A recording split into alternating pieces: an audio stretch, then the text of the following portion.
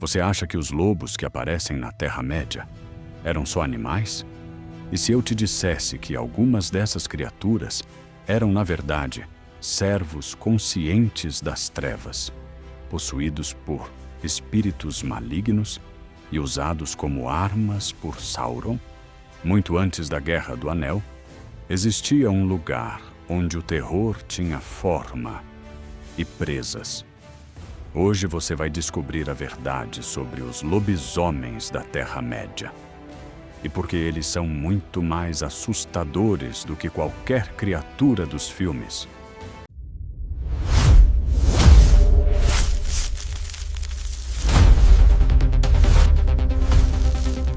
Na obra de Tolkien, os chamados lobisomens não eram humanos amaldiçoados, como nas histórias clássicas.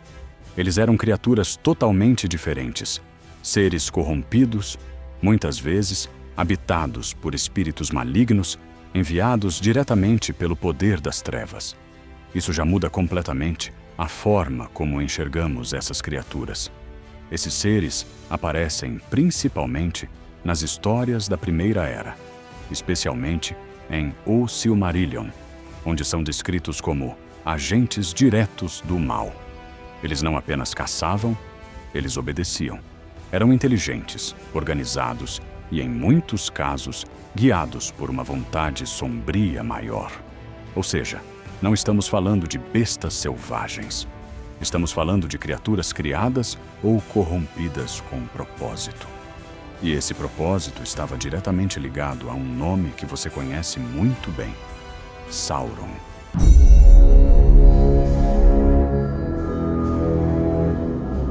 Muito antes de se tornar o Senhor do Escuro que conhecemos, Sauron já servia ao primeiro grande inimigo da Terra-média, Morgoth. Durante esse período, ele governou uma fortaleza chamada Tol In Gaurhoth, a Ilha dos Lobisomens. Esse lugar não era apenas uma fortaleza comum, era um centro de terror. Ali, Sauron comandava criaturas monstruosas, incluindo os lobisomens, que eram usados como guardiões, caçadores e instrumentos de tortura contra seus inimigos. A própria ilha era um símbolo do poder sombrio de Sauron, um lugar onde as sombras tinham vida e onde entrar significava, na maioria das vezes, nunca mais sair. Foi ali que o verdadeiro horror dessas criaturas começou a ganhar forma.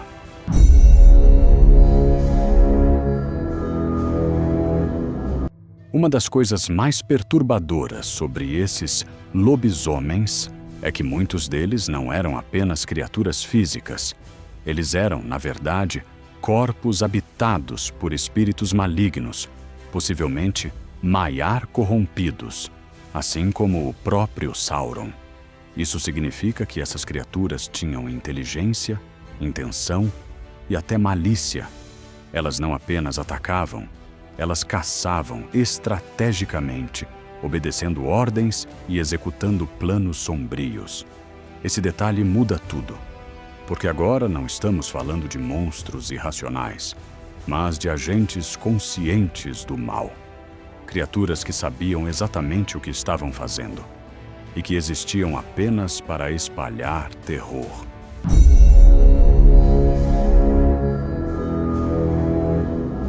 Essas criaturas não ficaram escondidas nas sombras para sempre. Em um dos momentos mais intensos da Primeira Era, elas enfrentaram alguns dos maiores heróis da Terra-média, incluindo Beren e Lúthien. Durante esses eventos, vemos claramente o nível de poder e perigo desses seres. Lobisomens guardavam portões, atacavam prisioneiros e protegiam diretamente os domínios de Sauron. Eles eram parte essencial da defesa de suas fortalezas. Mas também foi nesse confronto que ficou claro: apesar de todo o terror, essas criaturas não eram invencíveis.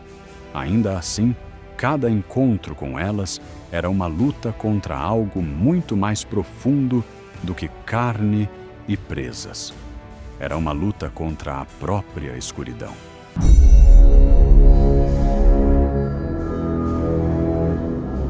Mesmo após a queda de Morgoth e a derrota inicial de Sauron, a sombra dessas criaturas nunca desapareceu completamente. Ecos delas podem ser vistos em lobos malignos e wargs nas eras seguintes. Embora não sejam exatamente os mesmos lobisomens da Primeira Era, essas criaturas carregam traços daquela corrupção original. Uma herança sombria que continuou a existir na Terra-média. E é isso que torna tudo ainda mais perturbador. Porque, no fim, aqueles não eram apenas lobos. Eram fragmentos vivos de um mal antigo, que nunca foi completamente destruído.